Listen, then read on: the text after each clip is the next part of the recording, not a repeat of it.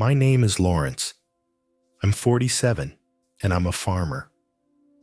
My family and I have been living on this farm that was passed down to me from my dad. We always liked the simple life out here, far from the chaos of the city. Life was good, living off what the land provided. But not too long ago, things started changing around here.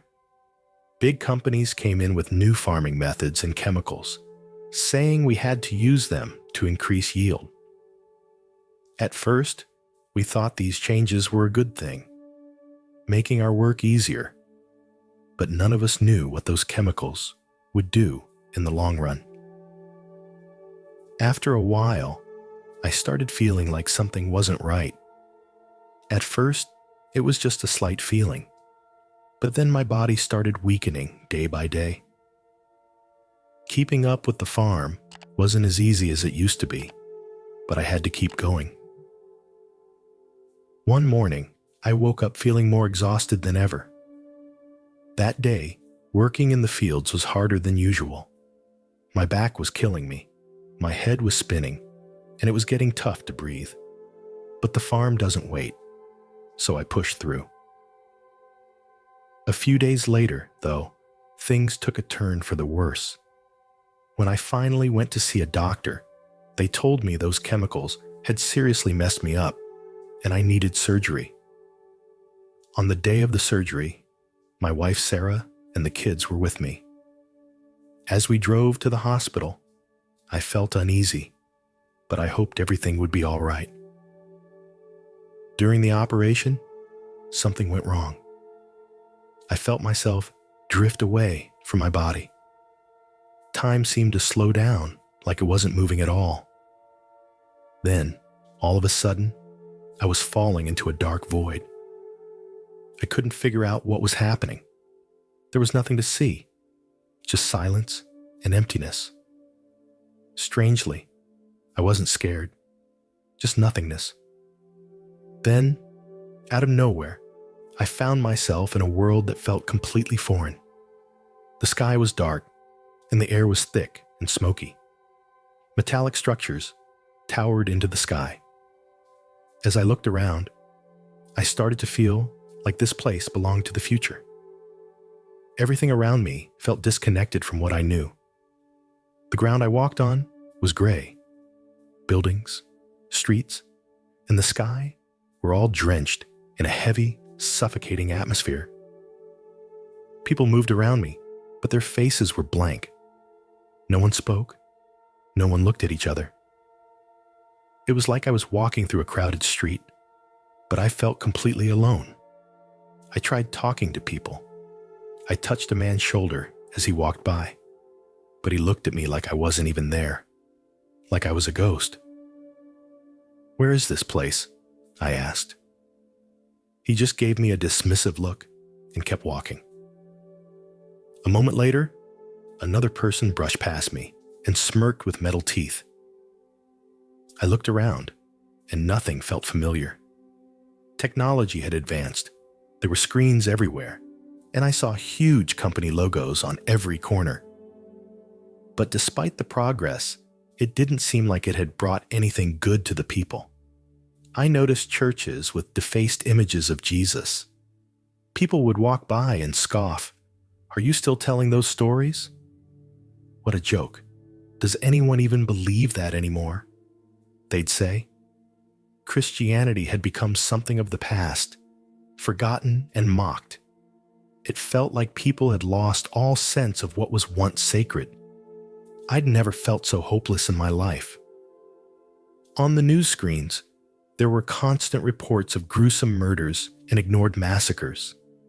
Headlines like, "More serial killings in another neighborhood," and "Deaths in a big corporation's secret lab," flashed across the screen. Pain and death had become the norm in this new world. Apathy seemed to have taken over everything. No one questioned their emotions. They were lost in a fake reality that stripped them of feeling. I saw neon-lit prostitutes walking the streets. It seemed like selling your body or stealing was now the only way to survive for some people. The whole world felt like a soulless playground, a game without purpose. In this dystopian world, big corporations ruled everything. Governments and religions had become relics of the past. Everywhere I turned, I felt their presence.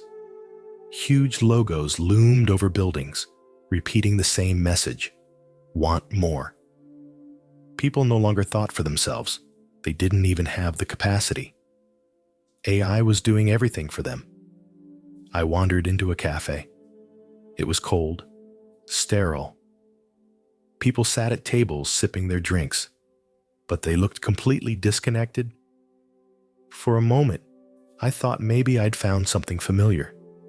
I sat down and tried asking, what's happened to the world? Why are people so indifferent? But no one responded. One man glanced at me with disdain and said, God? He's been dead a long time.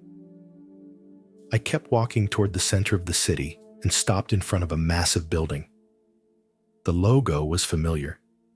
It was a combination of today's major corporations: Tesla, Facebook, Apple. They'd formed some kind of organization together. This place didn't just feel soulless for no reason. And it wasn't just about technology addiction. As I looked deeper, I realized the truth. This world had been taken over by big tech companies.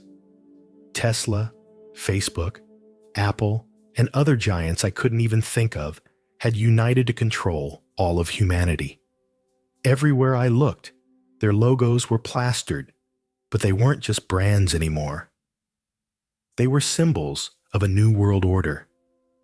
These corporations were using people's data to analyze their every move: what they'd buy, how they'd feel, where they'd go. People thought they were free, but really, they were only living within the confines of what these companies allowed them to believe was freedom. Technology's miraculous solution had pulled people deeper and deeper into the system. They were making decisions based on what the system told them, losing their ability to think for themselves. The companies weren't just profiting from people's data. They were making a fortune. I have shown you this future not to make you despair, but to give you hope. There will be a time of great trial, but it is also a time for awakening. The world will remember me again. My love will pierce through the darkness, and hearts will turn back to me. I could feel his words stir something deep within me. He was right. There was hope. There was always hope, even when it seemed impossible. Jesus wasn't just giving me a vision of what could happen. He was showing me the truth of his eternal love, a love that could save even the darkest of places. Go back, he said gently. Tell them what you've seen. Tell them that I am with them, that I have not left them, and that I will always be their light, no matter how dark the world may become. And just like that, I felt myself being pulled back, like a wave retreating from the shore. The light began to fade, but I held on to it, felt it lingering inside me, warming my soul even as I returned to my body. When I opened my eyes, I was back in the hospital room, with Sarah's hand tightly holding mine. Tears were streaming down her face, and I realized I was crying too. That day changed everything for me. I've been given a second chance, and I won't waste it. I have to share what I saw. We need to remember that we are more than just consumers, more than just data. We are children of God, and his light will always shine, even in the darkest of times. Now that you have learned about the Antichrist through Lawrence's experience, click on the video on the screen to watch about Jesus' answer, why we exist, during a near-death experience.